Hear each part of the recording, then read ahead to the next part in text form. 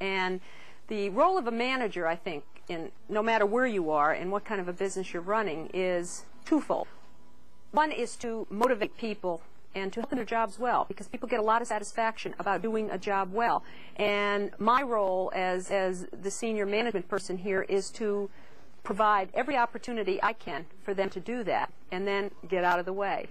And the second part of it is to be creative about new ways to help this business grow. Again, whatever the business happens to be. It could be a new way of promoting or advertising our station. It could be programming ideas, what's new and innovative to attract more audience or a different kind of audience than has been attracted to the station in the past. And also to help people here solve their problems. If there's a problem that prevents us from taking the next step or making the next, hurdling the next obstacle, then I need to be there with them and for them to help them take that next step. All right, you go ahead, excuse me.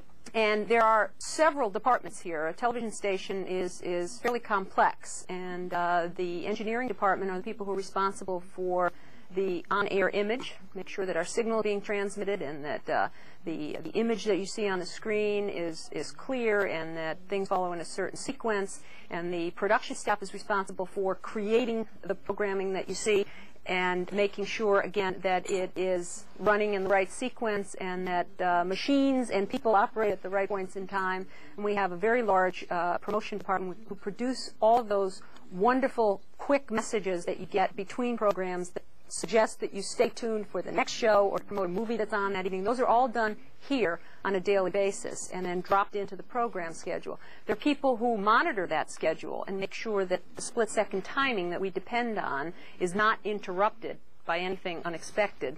And then there's a fairly large sales department who are responsible for selling the advertisements that you see during the course of the day. And advertisers are interested in certain kinds of viewers, and so certain advertisers are attracted to different programs, which is why you see different kinds of advertisers as the day winds through into late evening. And we have very important support staff here. We have guards, and we have our maintenance people, and we have all of those wonderful crews who keep everything running and are very much behind the scenes, but very important to the functioning of any successful business. The mailroom and a variety of people, all of whom do their jobs exceedingly well. And that's the most important thing to me, really, in someone who works at the station or any other position or place. And that's a commitment to what they're doing, to really care about their position, their responsibilities, and to themselves and to the station in this case. And from that caring really comes excellent work and a commitment to quality, which has always been very important to us. Now, Carolyn, what advice would you give a youngster to get started in management today? Well, I would look for a small company. Would you? And try to get in doing anything I could.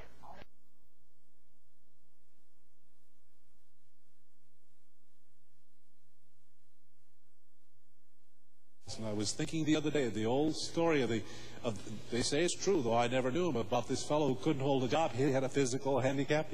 He stuttered so bad, you know. And somebody said, well, the Bible salesman will take you. And I mean, that is kind of true. They would take me and they would take anybody. But he broke all records in selling Bibles. And when they asked him what his secret was, he said, I just said, do you want to buy a Bible, or would you rather have me read it to you?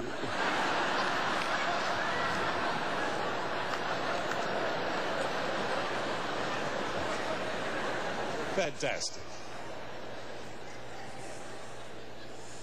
Every obstacle is an opportunity.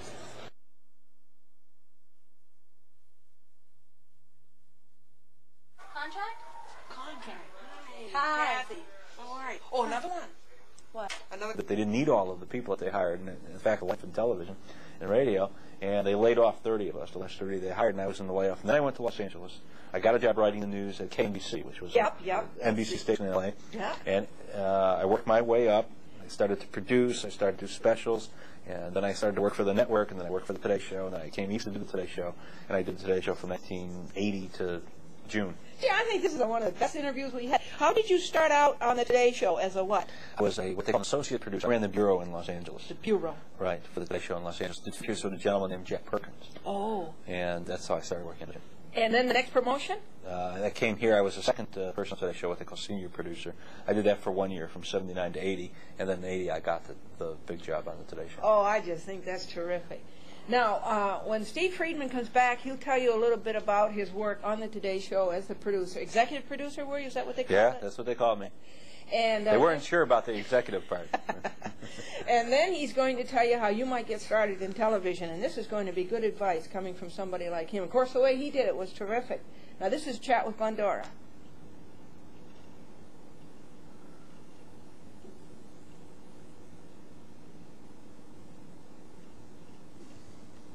Steve, those years that you were the executive producer of the Today Show, that's when it went #1, right? Yeah, well, you know, the Today Show is a great institution, and it's had peaks and valleys. And when I came, it was in a valley, and when I left, it was at a peak. Good for you. Now, what advice would you give a youngster to get started in television today? Well, it's a lot tougher today than it was when I was a young man, because everybody wants to be in it, and everybody wants to be part of it.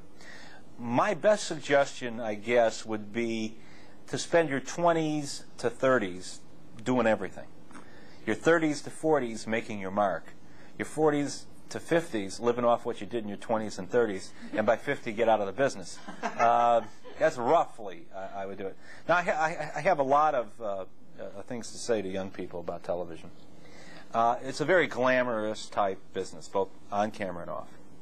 But you cannot be seduced by the glamour. It's a lot of hard work. If you want to be on television, on camera like this, you ought to look at yourself objectively. And if you're not the best damn thing you ever saw, get off. Because the world is full of people that are really good at this. There's a lot of good things to do behind the scenes and a lot of powerful positions behind the scenes, and it's a lot of fun. Besides, when I walk out of a building, nobody knows who I am. When Brian Gumbel or David Hartman or Jane Pauley or Kathleen Sullivan or those people walk out of a building, they know who they are. So you have the glamour and the excitement, and then you also have the privacy. But I would recommend getting started early, trying to learn as much as you can, and then as you get to about 27, 28, try to specialize in something, whether it be writing or producing or directing or being on camera, whatever. And I think that's the best advice I can give. Well, that's very good. Nobody ever quite put it that way, Steve. Your work on the Today Show, what was it like a day on the Today Show? What time did you get out? I got up at 4:30. That's not bad. I was in by 5:30. Marty Ryan and I would go over what was happening. We'd make the changes. We'd rehearse. We'd do the show 7 to 9. And then I would start working on the next day, the next week, the next month. 12:30 I would go out to do 2-hour lunches. So I got this down here, folks. And when I'd come back, Marty Ryan, the senior producer, would run the show, and I would then get into the administration of the show, because I had a $40 million show with 125 people working for me. So I had to go to the budget meetings, I had to handle the personnel, I had to make sure all of that was done. So in the afternoon, I changed my hat from producer to executive. And if anything big happened, Marty would come in and tell me, but for the most part, it was his show in the afternoon. And I would probably get out of there about 6:30. 6:30? Yeah, and I'd go home, and I'd have something to eat and watch TV a lot or go to movies. I don't do much. I don't like the party scene in New York. I don't think that that's a way to spend your time. What time would you go to bed to get up at 4:30? About 11 or 11:15. That's kind of short, isn't it? Yeah, I'm only 25. Look what it's done to me. I didn't need much sleep. But on Saturdays, I would sleep till 1 o'clock to try to catch up. Yeah. Steve, anything else you want to say to the children while you have them here? Well, when I did the Today Show for 8 years, my whole life revolved around the Today Show. My existence was to be mentally and physically able to do that program. So that basically meant on Sunday I had to stay home and plan Monday's show. So I worked 6 days a week and a lot of hours. You worked 7 days a week. Well, Saturday I didn't work. Now, what I want to tell the kids is that, there's a lot of glamour and a lot of excitement, but it's a lot of hard work. And if you don't do the work, you ain't going to last. A lot of people get into this for the fun, and it is a lot of fun, but you're going to have to work. And the more you know before you start working about the mechanics of television, the better off you are. So I would suggest that when you go to college, you take a lot of radio and television courses, writing, cinematography, that kind of thing, and make that as a base. Don't waste your time in school with stuff that you can't use. I mean, you know, and really get some vocational training when you go to college in television, because you're going to have to know that stuff when you go out there. So really get it when you go to school, and then just try to convert it to something that you could look at as a career. You get a job while you're in college. Right. Now, I think that if you really want to do it, and you try hard, you'll get a chance. What you don't want to do is blow that opportunity when the chance comes. Now, some people like me are lucky. We got a chance early. Other people have to wait 5, 10, 15 years sometimes to get their real chance. But when that chance comes, you better be ready, because it doesn't knock again. Opportunity knocks only once in this business, and you better take advantage of it. Wonderful. Steve, we want to thank you very much for seeing us, the first people in your new office. That's right. I'll always remember you. And it was great. Thank you, Steve Friedman. Thank you. Again, you're the producer or the president of GTG, which is Grant Tinker Gannett East. And we're looking forward to your program and wish you a very, very good luck on that. Thank you very much. Bye, Steve. Bye-bye.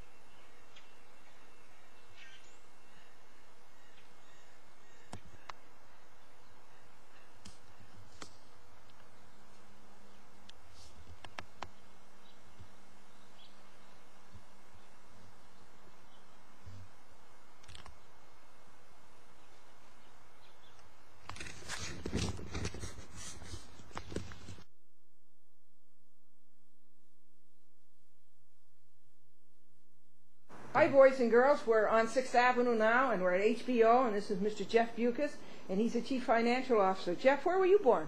In Patterson, New Jersey. Oh, you were really? Yes. I like Patterson on Route 46, right? That's right. And then you went to school where? Went to school in every public school in New Jersey, and finally clawed my way out here to New York, where I've landed at HBO. And did you go to college, Jeff? Yes, I did. I went to Yale. Oh, hooray! Yes.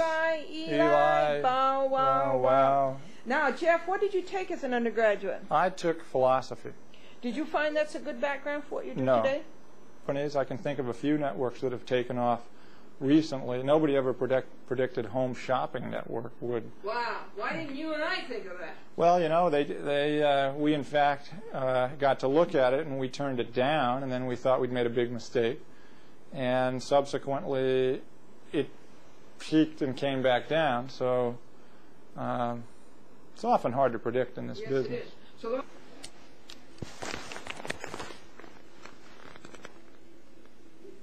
well, boys and girls, it's a great privilege tonight to bring to you Mr. Charles Dolan, and he's one of the pioneers of cable. Charles, just tell us, first of all, where were you born? Cleveland, Ohio. You were, really? Right. I didn't know that you were born in the Midwest. And then you grew up where? There? In Cleveland. Stayed in Cleveland until 1952. 52? Right. Then moved to New York. And moved to New York. Right. And where'd you go to school, Charles? In Cleveland at Cleveland Heights High School and John Carroll University. Did you really? Right. Bob Hope comes from... Yeah, yes, he does. I know that. He was born in London, but the family is from Cleveland. Right. For sure. And after that, what was your first out of school? I was given a job on one of the local newspapers, the Cleveland Press. Oh, you were? Right. So, I was paid $2 a week to write a column about the activities of the Boy Scouts. Right. Well, that's all right. Right. That's a good way to start out. And then your next job?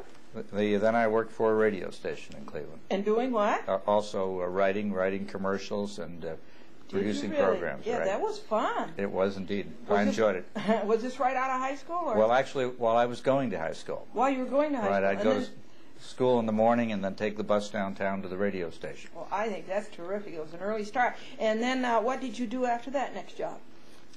Well, we started a little newsreel about sports. This is when television itself was beginning in 1950. That's right. And we sold that to television stations around the country. But we didn't do it too well, I guess, because we ran out of money. But then I was offered employment by one of the companies with which we were competing, and that was Telenews here in New York. For heaven's sakes. So then, by that time, I was married, and so my wife Helen and I moved to New York. And to work for Telenews. To work for Telenews. And what did you do for them? We produced another sports newsreel, and I would write the scripts for it and put the sports reel together. And that sort of introduced me to the whole area of film syndication, and then we left Telenews and started our own company. You and your wife? Well, just me, but Helen always helped. Good for you, Helen. Now, you see, Telenews knew that you were going to be terrible competition to you, for them, and that's why they grabbed you up, so you wouldn't be competition. Well, you're nice to say that. I was very happy to be grabbed up. At that point, because of the finances. Right. Now, then tell us more about this new enterprise. The Cablevision, or the one we were starting. No, after remember you were with the Telenews and you left Telenews? Right. Then we started distributing films for other people, distributing them to television stations, and we began to put together a library of films which the early television stations were very anxious to have, yes, because there wasn't much material then. No, they didn't. Some of them didn't even have networks. But we became then very fascinated with the idea of television itself, and then we were beginning to hear that you could not only broadcast television, but you could put it through a wire. So we became interested in connecting all of the hotels in New York together with a piece of wire, and sending television programming to the hotels. So in 1960 we started a service in New York which told people in their hotel rooms what was happening in New York. Really? And that was a service called Teleguide. And it was actually a directory for visitors to New York, an introduction to New York. And we did that for a number of years up until the World's Fair. And then we thought, well, we could do more with that wire than just service the hotels. And that caused us to consider cable television. And we applied for a franchise, and we began what is today Manhattan Cable Television. You did? Right. First of all, just a second, Charles, the name of that company that when you had the wire going to all the hotels, what was the name of that company? Teleguide. That was called Teleguide. Right. Teleguide on Channel 6. On Channel 6. And right. people could go into there? That must have been a great experience for them. Well, it was. Again, it wasn't as economic as we would have liked it to have been, but what it did teach us was how to serve the buildings of New York with cable television. With cable TV. Right. It gave us a great deal of early experience, and that made it possible for us to organize Manhattan Cable Television. That was its value, as you say. Right. Yes. And so then you started this cable company, got the franchise, and this was the beginning of Manhattan Cable TV. That's correct. Oh, that's amazing. It was a great experience, a lot of work, a lot of anguish, but we loved it. And then what was next? Well, we then started putting programs on Manhattan Cable. We made arrangements to put the Nixon Rangers on, and then we started motion pictures, and then we organized a network to provide these same programs to other cable systems, and that was the beginning of home box office. It was? Right. Oh, for heaven's sakes. And that started in 1972. 1972. Right. And what a job to try to wire Manhattan. Yes, it was. For cable. Right. Yeah. And it was very difficult then because we didn't then have the excellent equipment that cable television has today. So it was much more difficult to build the system than it is today to build a cable Yes, system yes. in an urban area.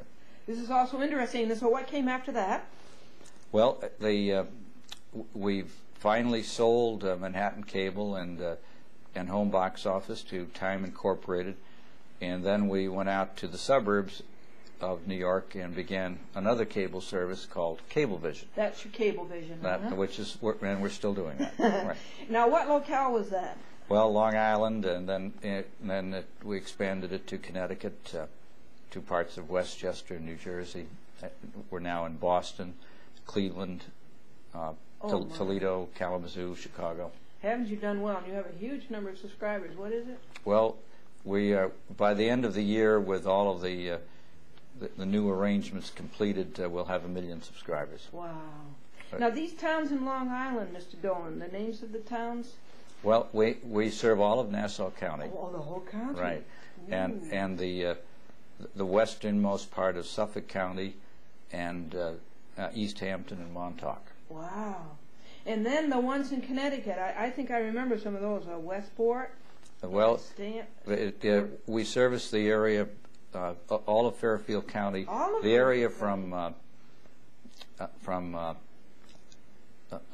the New York State border out past Bridgeport, from Greenwich out through Bridgeport. From Greenwich all the way out to Bridgeport. Right. And how far north? Well, of course, Fairfield County goes way up. It goes up to New Milford and all those places. Right. There are many other cable companies, of course, serving Connecticut, and we joined them.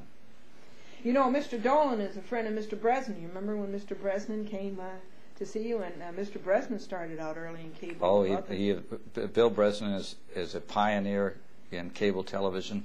He was associated with the early teleprompter company. Teleprompter built the other part of Manhattan, and it was one of the early, very large, very important companies in cable. My goodness, you've known each other a long time. We have. I think that year you mentioned was 1960? When you started around building up the Manhattan cable TV system? That was that started in 1961. 61, right. Yes, right. And now Mr. Dolan's company, Cablevision, has just bought the cable system in, name me those towns in Westchester, because the boys and girls live there. Dutchess County, Portchester. Harrison. Harrison, I believe, yes. Yep. And we are now, we operate a system in the city of Yonkers in Westchester. Oh, you do? Right. Oh, that's right. You have Cablevision of Yonkers. Right. Yes, you do. And what else in Westchester? Anything else? No, that's it. That's it. Yeah, well, that's a plenty. Now, this is Mr. Charles Dolan, and he's the founder of Cablevision, along with a whole lot of other things. And when he comes back, boys and girls, he's going to tell you what his work consists like, to see if you'd like a cable career, and then he's going to give you some advice on how to get started in cable television. And this is a chat with Glendora.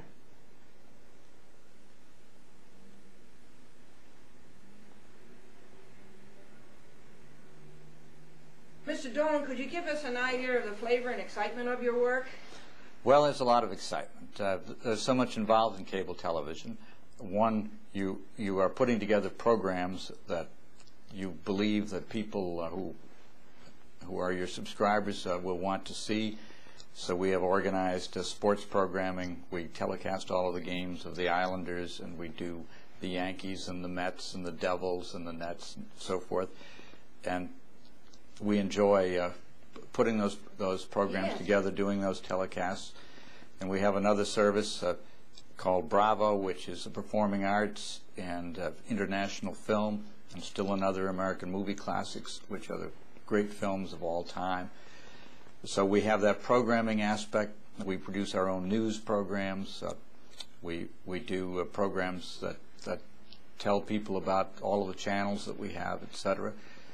So there is the idea of programming, which is a very important part of cable television, and then there is the marketing side of it, which is presenting all of that to potential subscribers and persuading them to become subscribers, and that involves direct sales, direct mail marketing, telephoning, etc. It is a different kind of marketing experience, and many of the people who are with us really enjoy that more than anything else and spend their careers doing that. Do they? Mm-hmm. And then the financial side, cable television involves the expenditure of large sums of money. So that we need people who can relate to banks and investors, and understanding the economics of cable television is by itself a specialty, and communicating that understanding to others. And then we have the technical side of cable, how to build a cable system, to maintain it, to operate it, how to improve it, providing greater channel capacity, putting facilities into the subscriber's home that enable them to respond to us and to order films on a pay-per-view basis. And the other important improvements that we're anticipating in cable, it is a great experience for people who are technically oriented and who like communications. So cable is one industry, but it is multifaceted, yes, and there are all kinds of very different career opportunities under the umbrella of cable. Well, I think that's fascinating, and you love every minute of it, don't you? I do. We find it very challenging sometimes, but Yes. I can't imagine a business or an activity I would rather be involved in. Oh, that's good to hear. And I don't think that you and I made it clear. You own Sports Channel. Yes, we do. Yeah, Sports Channel, Bravo, and what was the third one? Sports Channel, Bravo, American Movie Classics, News 12. These are all program services that are offered via cable. Yes. And we provide those to other cable systems, and our cable system carries programs that are created by Yes. other cable systems. Well, Charles Dolan, that's a thrill to me to hear all that. Now, will you tell the boys and girls a good way to get started in cable TV as it is today? Well, I think the best way to become involved in cable is to recognize what you're enthusiastic about, what skills you have, and to develop those, regardless of what they might be, and then to examine the cable industry and find out how you can relate to the cable industry through those particular skills, and then talk to people in cable about what you do and what you do well and what you want to do in the future. I think that is the most effective way to come to cable, because the industry now needs people with skills and ambition, and people who are genuinely interested in careers in cable and the future of our industry. Oh, I think the people in cable TV would be pretty responsive to the youth, don't you? Well, the industry is growing. We're employing more and more people. I think the future for cable is very bright, and again, anybody interested in cable should recognize the very strong divisions of interest within cable, and they should single one of those out and come to cable with the idea of being involved in a specific part of cable. That will make that person more interesting to their prospective employer in cable. Is there anything else that you want to tell the youth, Mr. Dolan? Just like to encourage everybody, absolutely continue with your studies, develop your own potential, whether it's cable or something else. It's you that is finally the most important aspect of it. Oh, we thank you so much for taking time. You're a busy, busy man, but to hear it from you is a great honor. We appreciate it, Mr. Dolan. Thank you for having me, Glendora. You bet. Bye now. Bye. I want you to go race.